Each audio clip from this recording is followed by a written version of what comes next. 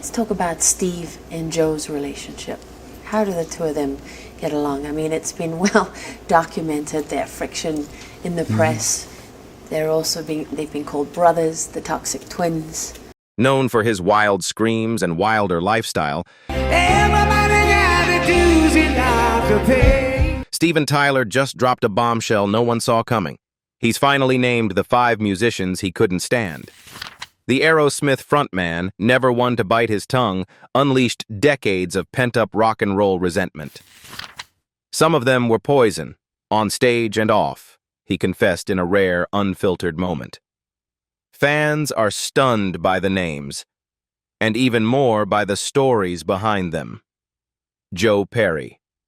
From the very beginning in the early 1970s, Tyler and Perry were magnetic opposites, fire and ice, both wildly talented and fiercely driven, but clashing in temperament, vision, and ambition. Tyler, ever the showman, craved attention and control, often steering the band's direction with his flamboyant personality and perfectionist energy. Perry, quieter and more brooding, was rooted in blues and raw rock instincts, more interested in riffs than radio. Their creative synergy was undeniable. Together, they co-wrote classics like Dream On, Walk This Way, and Sweet Emotion, crafting a sound that would define American hard rock for decades. But behind the hits were mounting tensions, particularly over songwriting credits and artistic control. Tyler reportedly felt he was carrying the band's image and lyrical identity, while Perry believed his guitar work and musical vision were being undervalued. Former producers recall the studio becoming a battleground for one-upmanship, with each man fighting to assert dominance over the band's creative direction. As Tyler once described it in a fragmented but telling interview, Perry had an approach to things, knew how to keep things in tune, relatively keep things on the beat. Tyler, in contrast, saw himself as the spark, the chaos that kept the band alive. That philosophical divide would fuel their ongoing wars. Former band managers and tour personnel paint a grim picture of Aerosmith in the late 70s. Drug use was rampant, and Tyler and Perry were among the most heavily addicted. Their altered states only intensified their ego clashes. Engineers from the Draw the Line sessions reported violent screaming matches, with Tyler accusing Perry of sabotaging recording sessions, missing cues, and undermining takes on purpose. Their relationship became so toxic that it paralyzed the rest of the band, leaving the rhythm section caught in the middle of a Cold War disguised as a rock collaboration. The breaking point came in 1979 during a backstage argument after a show. Fueled by months of hostility and addiction, Perry abruptly left the band.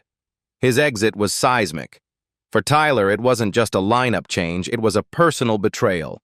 He reportedly felt abandoned by the one person who, despite everything, understood him best. Tyler lashed out in interviews for years afterward, calling Perry disloyal and implying he had walked out on their shared legacy.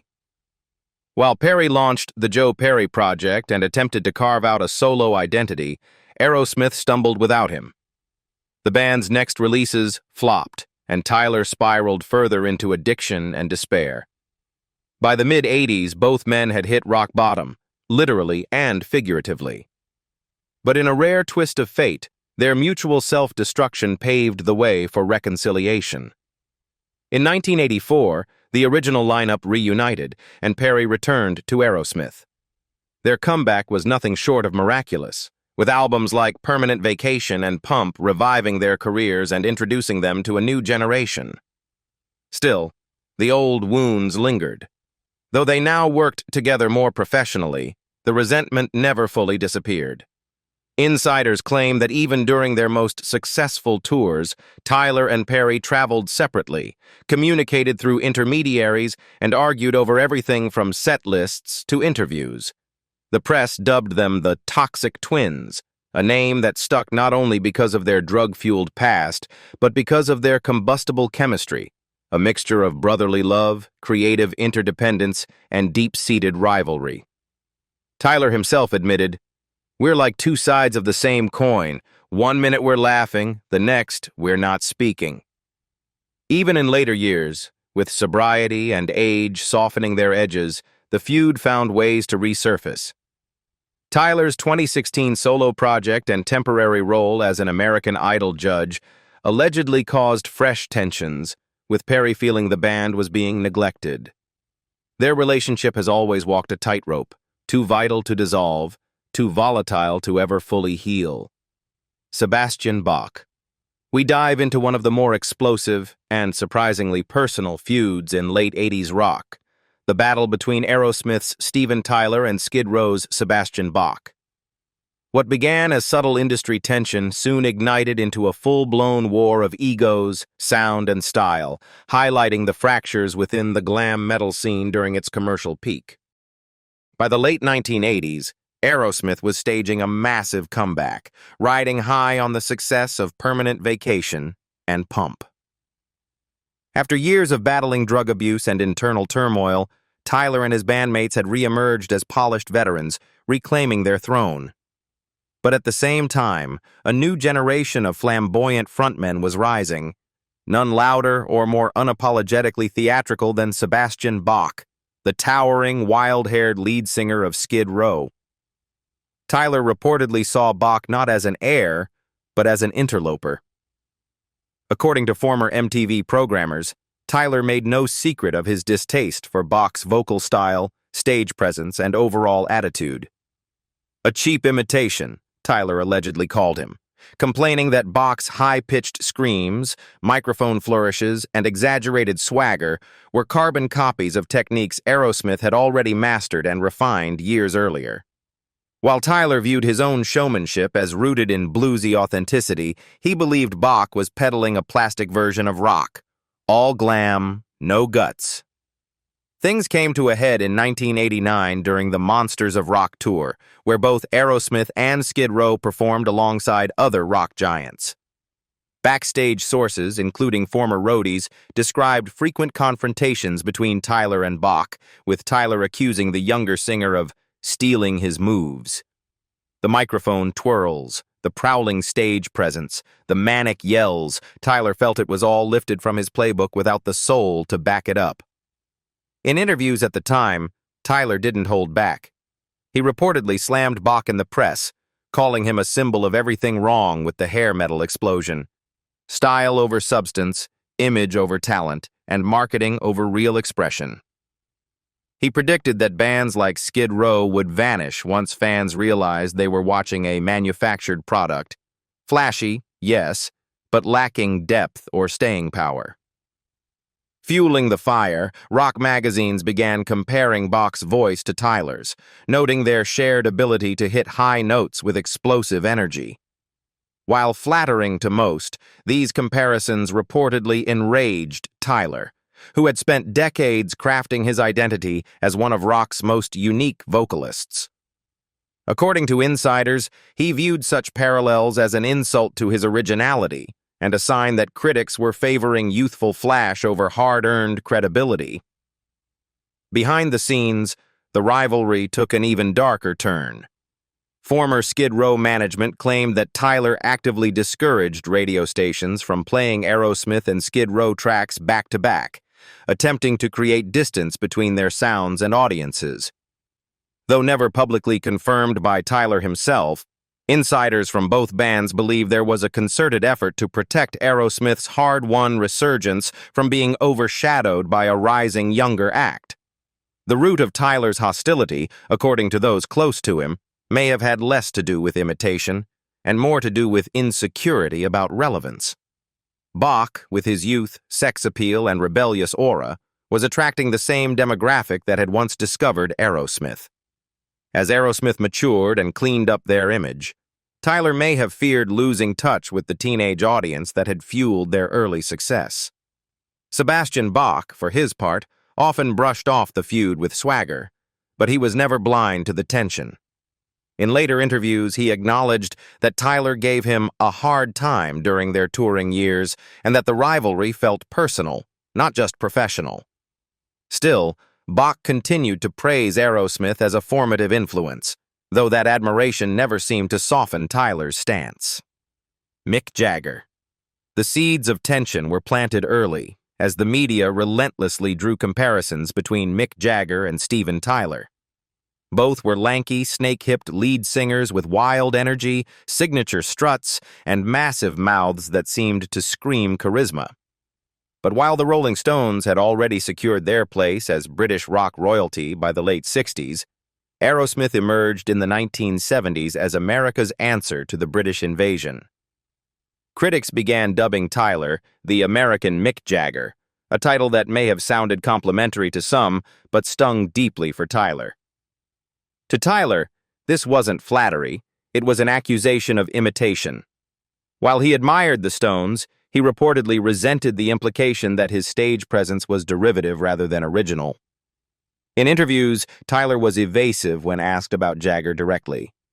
In one cryptic remark, he stated, "No, it's one of those things where I've seen 20 that are ridiculously great. So great that I'm not sure. You know, at the end, it's not about us." Those close to him, however, knew the truth. Tyler was determined to be seen as his own rock deity, not a shadow of Jagger. The rivalry grew fiercer in the 1970s as Aerosmith and the Rolling Stones began competing for the same high-profile concert venues, festival slots, and promotional deals. According to former concert promoters, Tyler was aggressive in pushing for Aerosmith to headline over the Stones, arguing that Jagger and company were past their prime and that it was time for a younger American act to take the spotlight. Behind the scenes, he allegedly lobbied booking agents with the message that Aerosmith was more relevant, more exciting, and better equipped to capture the next generation of rock fans. Things took a personal turn when Mick Jagger made thinly veiled remarks on British television, suggesting that American rock bands lacked the sophistication and cultural depth of their British counterparts. Though Jagger didn't name names, Tyler reportedly took it as a direct shot at Aerosmith, and at him. He fired back through American magazines, defending not just his band, but the entire American rock tradition. According to former Rolling Stone staffers, Tyler expressed disdain for what he saw as automatic critical reverence given to British acts, while American musicians, no matter how successful, had to fight tooth and nail for legitimacy. Former record label executives recall how deeply this perception stung Tyler.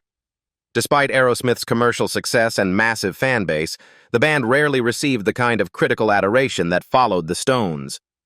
Tyler reportedly fumed in private, complaining that the Stones were being rewarded for mediocrity and coasting on their legacy, while Aerosmith, who he believed had better songs and more dynamic performances, remained underappreciated by the rock press.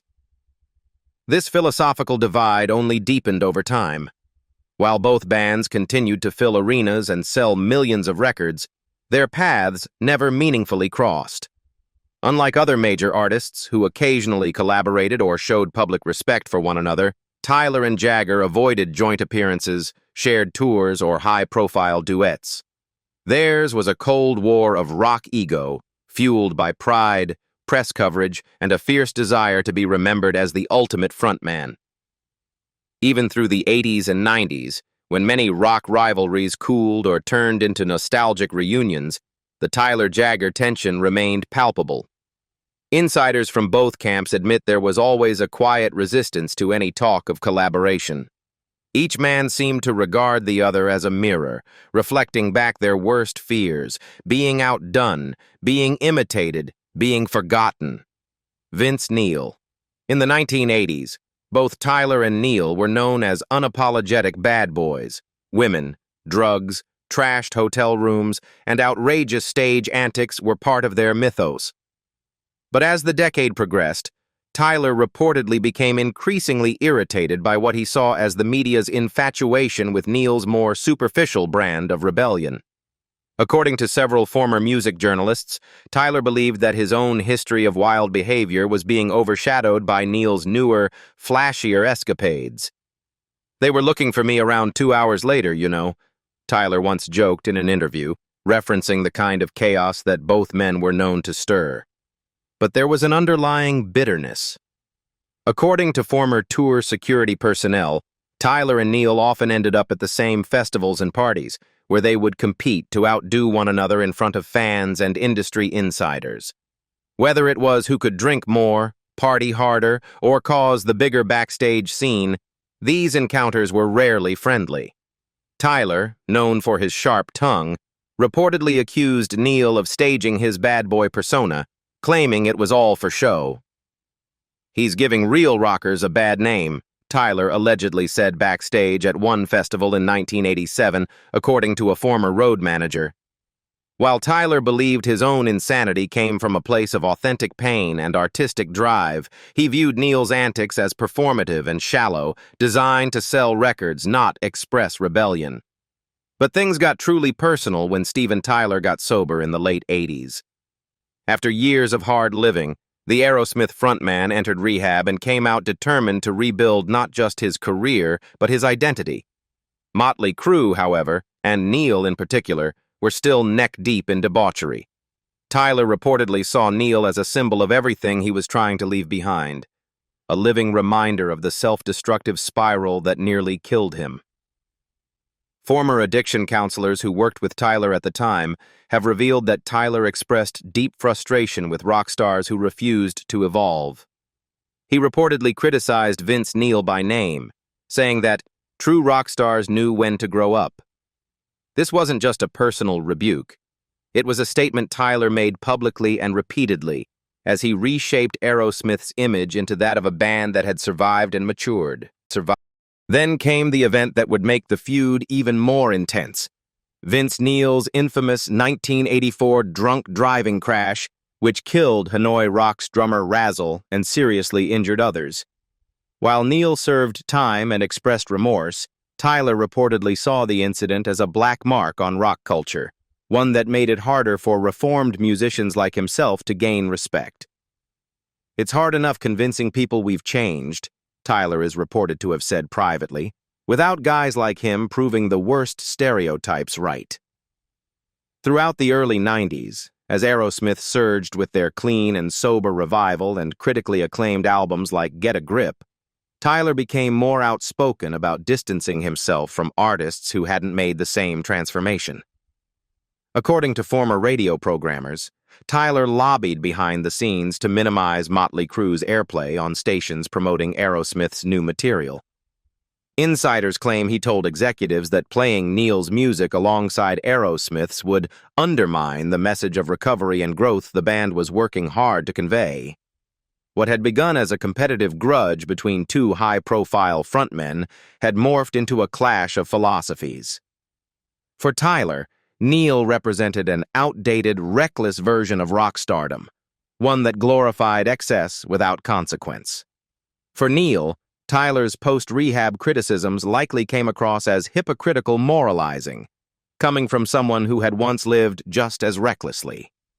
Though neither man ever escalated the feud to public brawls or official diss tracks, the Cold War between Aerosmith and Motley Crue was well known in industry circles.